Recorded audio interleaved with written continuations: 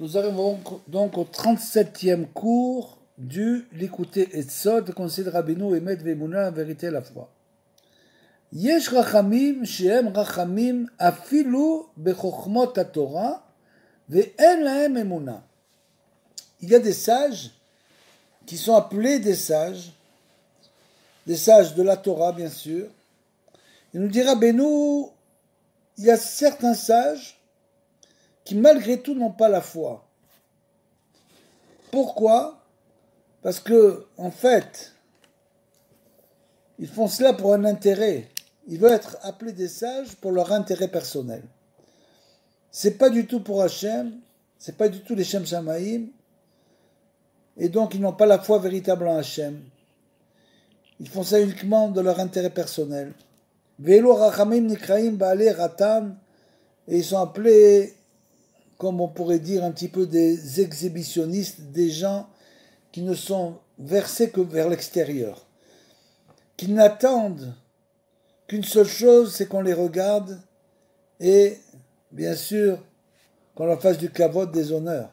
Vetzarir litrachek mehem umishkenatam bechol minei trachakut sheiziru Rabbeinu Zal litrachek mibaalei ratan.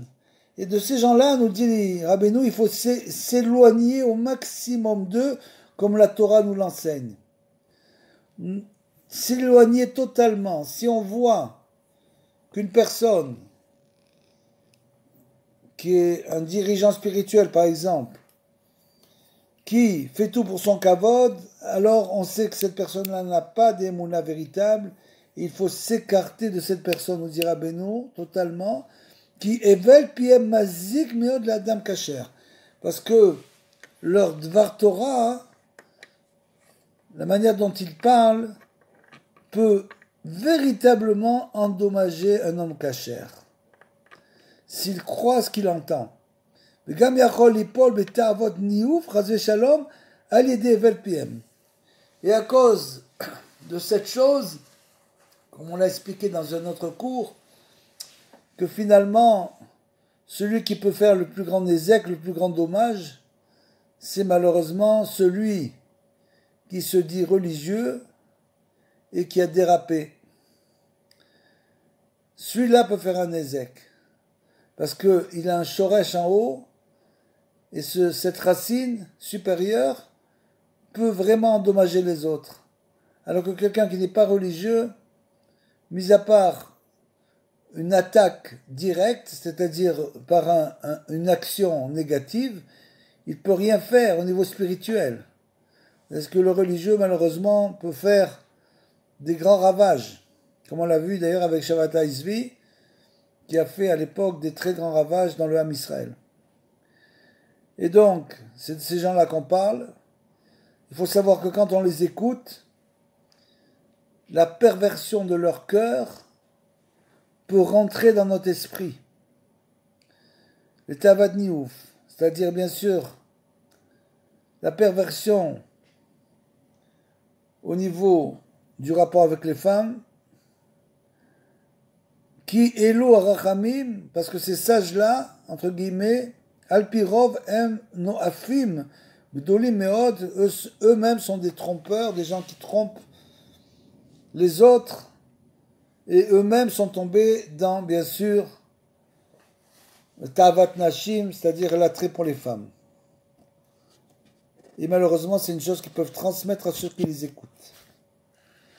Al yedei simchat Torah ou mizvot ad she meraked mechamad simcha al yedei ze nitale haemuna hakedusha.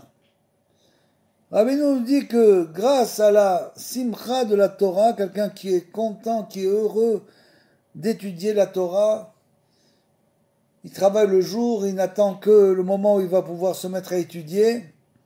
Donc ça lui fait une grande simcha. Grâce à ça, et grâce au mitzvot qu'il fait avec amour, avec Hachem, jusqu'à ce qu'il se mette à danser véritablement à cause de cette joie. Cette joie l'élève, il a besoin d'élever ses pieds.